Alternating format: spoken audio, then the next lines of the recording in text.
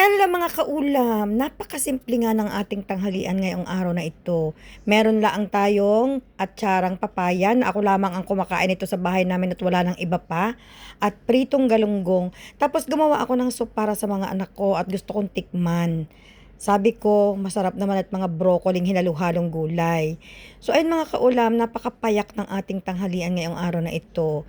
Isang pirasong galunggong na prito, kanin at atsarang papaya. Magluluto sana ako ng bunga ng malunggay, tapos may kalabasang maligat, tapos lalagyan ko sana ng upo.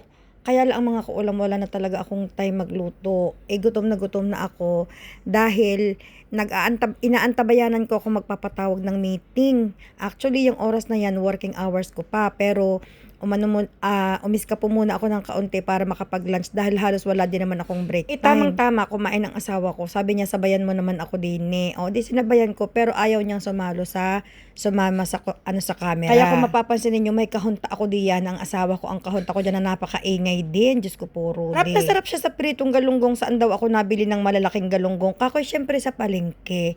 Doon sa fish market, ako bumibili ng isda. Tama ga mga kaulam ang sagot ko o may tama ako? Syempre pag sariwa mga kaulam ang isda, masarap talaga yan kahit anong luto ang gawin mo. Prito, yung sinabawan, basta sariwa. Pero mga kaulam, tandaan niyo pag ang isda, yung bilasana at medyo malapit na sa hangganan, kahit anong rekadong ilagay nyo, malalasahan nyo talaga na hindi nakaaya-aya. Kung mapapansin nyo mga kaulam, nakakunot talaga ang noo ko dahil maghapon ako masakit ang ulo. Alam nyo kung bakit mga kaulam? Dahil habang nagtuturo ako mga kaulam online, may nagdi-drill dito sa building dahil hindi naman siguro lingid sa inyong kaalaman na under renovation ng building namin.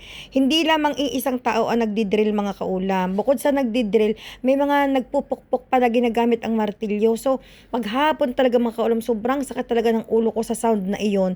Syempre, ingay pa ng estudyante, pasaway, naghalo-halo na sa utak ko. Kaya sabi ko talaga doon sa head namin kanina, baka naman pwedeng maka-request ako na bukas pupunta ako sa school.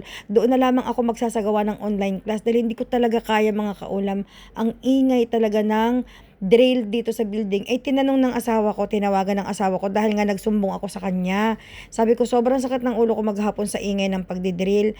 Tapos tinawagan niya, tinanong niya ko hanggang kailan pa. Dahil sabi nga ng asawa ko, yung mga anak ko naka-online class, yung asawa ko nagtuturo online. So yung bunso namin halos maghapon nakakulong sa kusina dahil sa kusina mga kaulam, hindi ganun kalakas ang impact ng sound. Dito sa kwarto namin ang lakas. So yung anak ko, sabi ko doon ka na lang sa kusina umattend ng klase. So ayun mga kaulam, ang sagot sa kanya nang naggagawa ay hanggang linggo pa daw at araw-araw daw hanggang next month daw hanggat hindi daw natatapos ang renovation.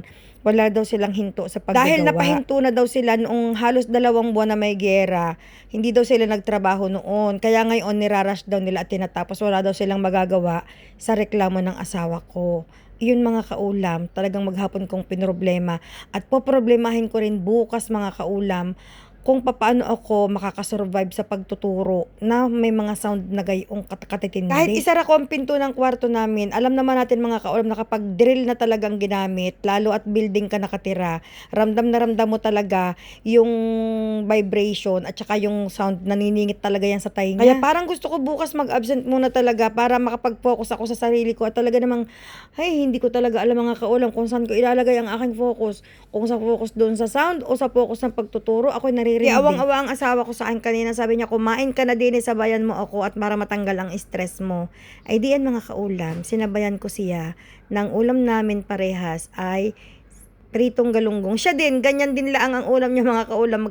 Parehas lang kami na pritong galunggong. Pero siya, kinakain niya yung inuulam niya yung soup. Ako, parang hindi ko alam, parang hindi ka partner ang soup. Kaya sabi ko, bukas na lamang ako magsusup. Pero plano ko bukas mga kaulam dahil Huwebes bukas, plano kong mag-fasting. Dahil mga kaulam sa Muslim, ang pinakamagandang araw ng pag-fasting daw ay Lunes at saka Huwebes. So bukas plan ko talaga.